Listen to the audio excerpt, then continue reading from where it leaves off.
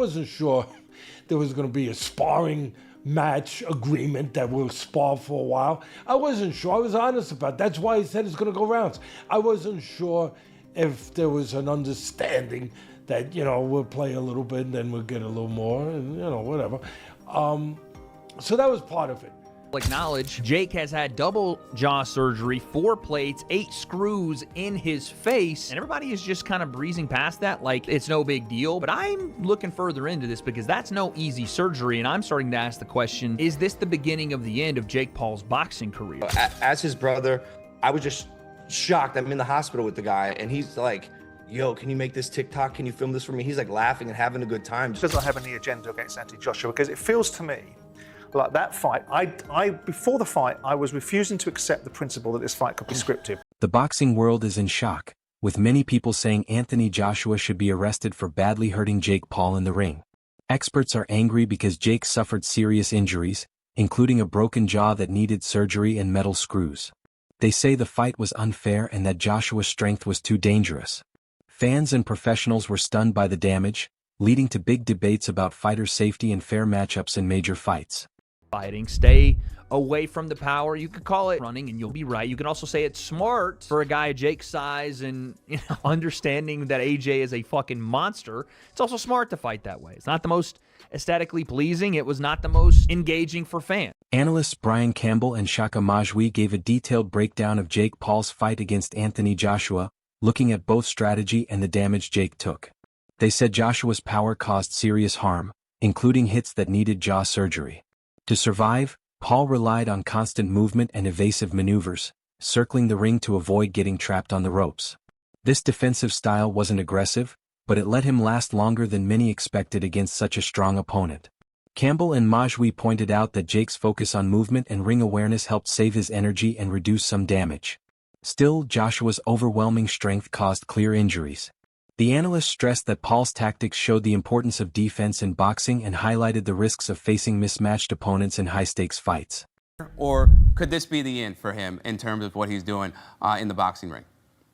Listen, so long as people will tune in and so long as Jake Paul is paid by Netflix or any broadcaster to air his fights, we're going to see this continue. And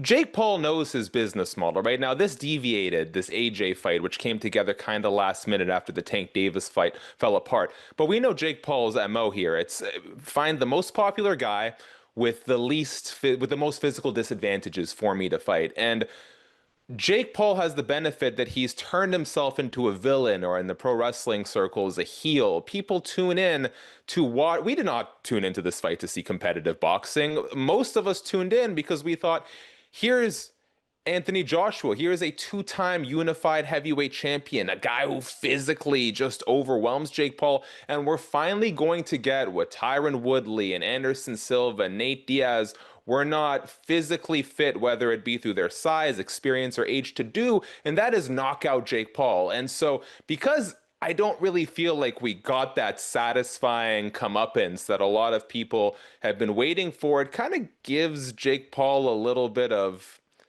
mystique, I'd almost say, to still try and string this along. Now, I don't know in terms, he says he wants to be cruiserweight champion. I'm not quite sure what the competitive road there is, because let's make no mistake, the reason this fight lasted as long as it did is because Jake Paul focused exclusively on being elusive. He did his best, and kudos to him, right? He did a great job of not getting cornered. He was always on the gas until the gas sort of fell out from underneath him. And so I don't quite know, short of leveraging his popularity, how he's going to get to that title shot if he's not actually going to fight, like really fight an elite boxer. But if he's looking to make money, there's the KSI fight out there. There's the Tommy Fury rematch. There is ways for Jake Paul to sustain what he's doing. Former UFC champion Michael Bisping reacted strongly to Jake Paul's heavy loss to Anthony Joshua, calling it a lesson in real professional boxing. He said Paul was clearly outmatched, with Joshua's precise and powerful punches leaving him little space to move and exposing weak defense and poor strategy. Bisping explained that Jake's broken jaw and repeated hits came from facing a much bigger, stronger, and more skilled fighter, something he had never faced before. He added that Paul's confidence and hype couldn't prepare him for the real technical and physical challenges of fighting an elite heavyweight. Even though Paul lasted the rounds, Joshua's control showed the huge gap between top professional fighters and celebrity boxers. Bisping said the fight was a strong reminder about respect, preparation, and skill in boxing. In my humble opinion, because I'm a big Anthony Joshua fan. Of course, I've been a supporter for the longest time. A rather lackluster, unmotivated Anthony Joshua that didn't look like he was being particularly nasty, right? Yeah, a lot of the time he was out of range, and okay, it is hard to land a shot on someone that's backing up and moving away the whole time. And there was a lot of times where he had him in the corner and he could have thrown a shot. And sometimes he was telegraphing his shots. And anytime he did go in to throw a punch, as I said before, Jake Paul would shoot in and turn it into a wrestling match. And even when he wasn't shooting in, he was clinching a lot. This is boxing. It's not MMA, as we know. The referee should have done a much better job of getting in there and separating them much, much faster. As I say, it was the 6th round. I think it was the 4th round he got dropped twice. In the 5th round, he got through it. In the 6th round, caught him with the jab, then a glancing right hook. He goes down, and that was that. That was all she wrote, right?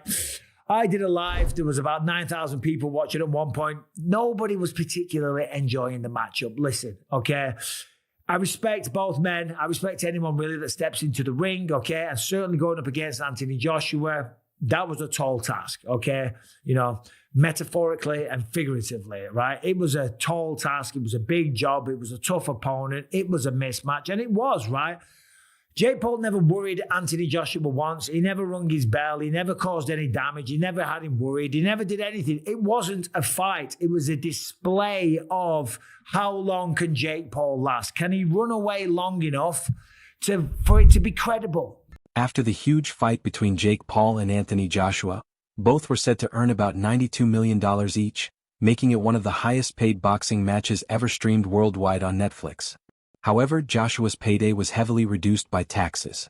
Since he lives in the UK but fought in the US, he has to pay both US federal taxes and UK international taxes, which could take around $66 million from his earnings.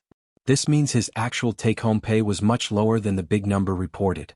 On the other hand, Jake Paul, living in the US, did not have to pay UK taxes, so he kept a larger portion of his money even though he lost the fight.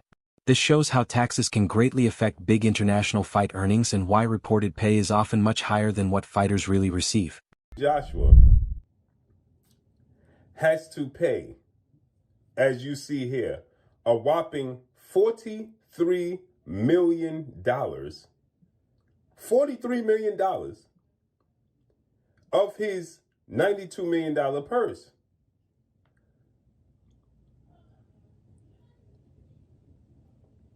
That means Anthony Joshua was left with $49 million.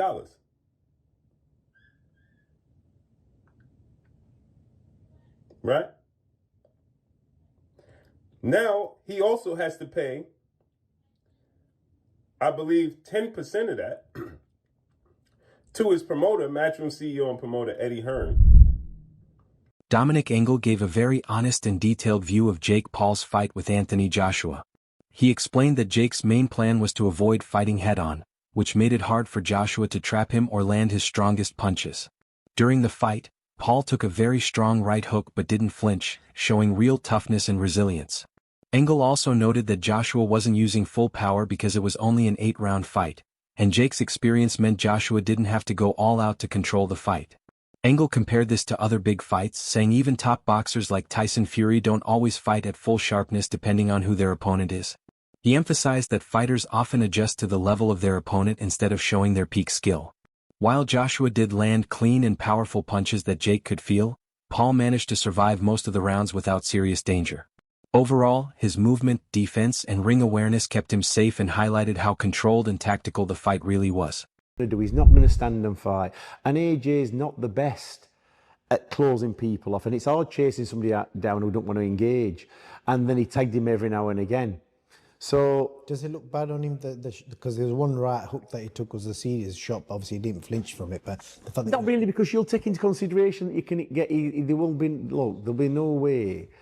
Well, Anthony Joshua thought, if he hits me, there's a possibility is going to hurt me. I felt a couple of shots early on in the fight. There's no way Jake Paul at the level he's at, and who he's boxed and what he's done, that he's, you know, and it's like AJ, like you say, he's got to have completely gone and be punch drunk for Jake Paul to beat him. After the last fight against Dubois, people think, well, his jaw's gone there, he can't take a shot. Of course he can take a shot. And it's weighing up the opposition, and he weighed up the opposition. And he's not going to be training like he trained for Usyk or for the big fights. He won't do that because they can't get motivated enough to do it. They'll do enough to do the rounds. What was it, an 8-rounder? Yeah. So, same again. So he did enough. He never looked in any trouble. It didn't look great, you know, but Tyson Fury didn't look great against Ngannou, did he? But who did he box after Ngannou? Was it Usyk? Exactly. Yeah. But you would have never thought, looking at the performance against Ngannou with Tyson, you would never have thought that he put in the performance he did against Usyk. So you think it's more of a case of you kind of, no matter how good you are and how much you train, if the opposition isn't great, you sometimes you're going to box at the level of the opponent because the opponent makes you fight at that level. That's quite a fair. So, but when AJ did do what he got to and manages to land, he got him. He said that lasting against a fighter like Joshua takes real courage and toughness, and the fight showed how dangerous boxing can be. It proved that hype alone cannot prepare someone for top-level competition. After the fight, Jake Paul's mother shocked fans by threatening Anthony Joshua and Eddie Hearn. She was angry at Hearn for smiling while Jake was getting hurt and said the fight should have been stopped sooner. She felt her son took too much punishment. Her reaction showed how emotional and protective she is, and it raised real concerns about fighter safety. Many fans said her response was extreme, but understandable given how brutal the fight was and how powerful Joshua is. That ring and punch Eddie Hearn, for instance. Yeah. Why? Why Eddie Hearn? Because I don't like his smug face. You don't like his smug face? No. Literally thinks he's better than everybody in the world. Shit-eating grin. I said the exact. Bro, Jake's over there, like, you know, struggling, and he's sitting over there smiling like the cat who swallowed the canary. Guess what? Did he fucking get in the ring? Do you think he was happy with what happened to Jake? Oh, of course. Yeah, for sure. Oh my God. Now, this is coming from a mother, too, guys. So I just want y'all to understand it. This is a mom. But at the end of the day, it's his job to laugh. Because, hell, I was laughing at Jake Paul. I can't even lie. I'm not a big Jake Paul fan. But, you know, part of the process. We got to report on this stuff. But Mama Paul, hella mad. God, and that's sickening to me. It's sick. I don't like it. Even Anthony Joshua had some class and, you know, apologized to me.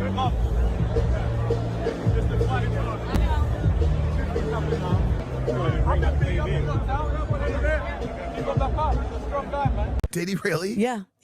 He worked his way through the crowd and came up to me and said, Mom, just no, it's just boxing. He says it's the fight game. It's just the fight game. After the fight, attention turned to Logan Paul, who seemed to confront and intimidate Anthony Joshua outside the ring. At the same time, Jake Paul was shown in the hospital, clearly in pain and recovering from a broken jaw. The contrast between Logan's confidence and Jake's injuries showed how dangerous it is to fight an elite heavyweight. Fans and analysts reacted strongly, saying that while Logan's actions grabbed attention, the real story was Jake's suffering and the heavy damage he took. AJ, or should I say AJ fighting Logan Paul, would be more of a mismatch than Jake Paul. You know what I mean? Because at least Jake Paul has taken boxing or has trained with real boxing trainers in real boxes. Whereas Logan Paul, you know, he did that exhibition with Floyd, and Floyd's a little guy. Not saying a little guy can't thump, because Floyd really gave him some two pieces with no sides, right? But at the same time, you take his friend, Floyd's friend, Anthony Joshua, and get hit by him and see what happens. The same thing. Probably worse, because I think Logan, you know, he's a little taller than Jake. And because he's a little taller than Jake, he may think he's a little stronger than Jake, which I don't know which one's true or not. I don't think it makes a difference. But because he may feel that way, he may want to go in there and try to bang it out with AJ. And if that happens, it's going to be a lot quicker. See, that 6 rounds it took AJ to finally catch Jake. It took that way because Jake was on that bicycle, moving, being elusive, trying to come in and then come out. He tried to do a very poor man's Alexander Usyk, right? And it didn't work for him. Logan ain't going to do that. Logan's going to come in throwing punches and bunches like he did with Floyd, trying to get him in there and, you know, do all this stuff. And what's going to happen as soon as AJ lines him up, sets his punch, he's going to hit Jake and he's going to break Jake down, and he may break his jaw or face or orbital bone or something. Nose. Something is going to be broken when it comes down to that. Chris Algieri and Paulie Malignaggi gave a blunt breakdown of Jake Paul's fight with Anthony Joshua, saying it was very damaging for Jake. They said the fight caused serious injuries, including a jaw broken in 2 places and lost teeth. They explained that Joshua's power and accuracy gave Paul little space and exposed his weak defense. Both analysts said the fight showed how dangerous it is to face an elite heavyweight without full preparation. Their comments made clear how brutal the fight was and the warning it gives to others thinking about risky matchups. An Ngannou type fight. Yeah, Ngannou, he's got balls. Ngannou's got balls, man. He went out there and he tried to fight, tried to win. Jake Paul didn't try to win at any point during the fight. He was just trying to survive. I think that's actually ultimately going to hurt him with boxing fans. Yeah, what do you think, Paulie? I mean, you talked about the in and out kind of style, kind of hits and runs, and you said that A, it runs out your legs. He was exhausted a couple rounds into the fight, and B, it only saved him for so long. He doesn't have the boxing skills to box on the move anyway. Once I saw the big ring, I knew he was going to run for his life. When you're that much of a novice, which obviously it's not even an insult to him, it's just lack of experience. But when you're that much of a novice, you either know how to run for your life or fight all out. You don't have that in between yet. You haven't developed enough of that in between boxing acumen to really pull that off. And so what ends up happening? You're either going to fight your ass off and you'll last a minute. Chris, you're being generous. Round 2, he would have got knocked out in round 1 if he would have fought. But at least he would have fought. He would have got the respect of the people and more importantly, the boxing community instead of these clowns that follow him and are still defending him. Now what happens is you didn't get any respect as a fighter. You didn't get any respect as a fighter because he didn't try to fight at all. If he would have, I was watching that through 2-3 rounds. I'm thinking to myself, this guy would do this for 8 rounds if he can. If he can do this for 8 rounds, absolutely not fight at all, absolutely not engage a single time in 8 rounds, he will actually do this. And he'll do it shamelessly. And that's the problem. That's the problem. The shamelessness of his approach to the fight. You're gonna be a fighter, then don't make an ass out of the whole sport, out of the whole business, and out of yourself first and foremost. Because in the end, what happens? You got his jaw broke anyway.